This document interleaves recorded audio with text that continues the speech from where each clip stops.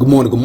Welcome back to Morning Motivation with Matthew Daniels, and today I'm going to tell you guys about Pharaoh Setepen Egonos. That's right, Pharaoh Setepen Egonos. But what is Matthew Daniels talking about? A long time ago, in the land that we call Egypt today, a powerful man ruled for close to 100 years. This man was named Pharaoh Setepen Egonos. He was also called Ramesses the Great. This king had ascended to the throne at the age of 8 years old, and as a result of this, he was very spoiled, bratty, rude, and inconsiderate as a child.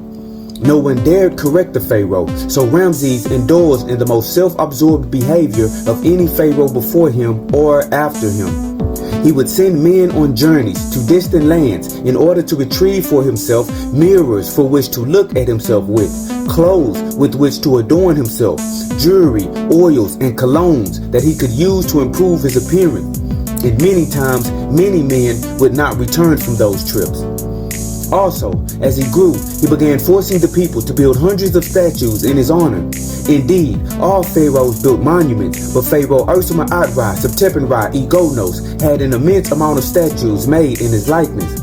He wanted mankind to be able to look upon his face for all of time, believing that his face was the best face which there ever was.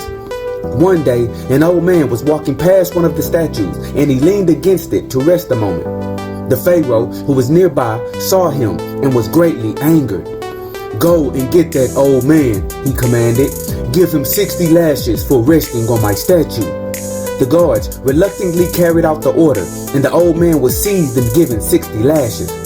Once the punishment ended, the wind blew strongly, and the old man transformed into a 15-foot tall being with a shining face. "So, everything which they say about you is true," the 15-foot tall being said. "You have truly become a slave to your ego, and it has corrupted your inward parts. I was sent to test you, and you have failed. Since you cannot control your ego, and you love yourself so much, I will place your very soul into your statues, and these statues will be your prison until the last one falls. Then you will go to be judged." And until this very day, we use the word ego because of Pharaoh Setepen Egonos. And so, the morning motivation of today is Pharaoh Setepen Egonos. You are supposed to feel good about yourself, and you are supposed to love yourself. However, you cannot be so full of yourself that you are inconsiderate to those around you. The ego is a tricky thing.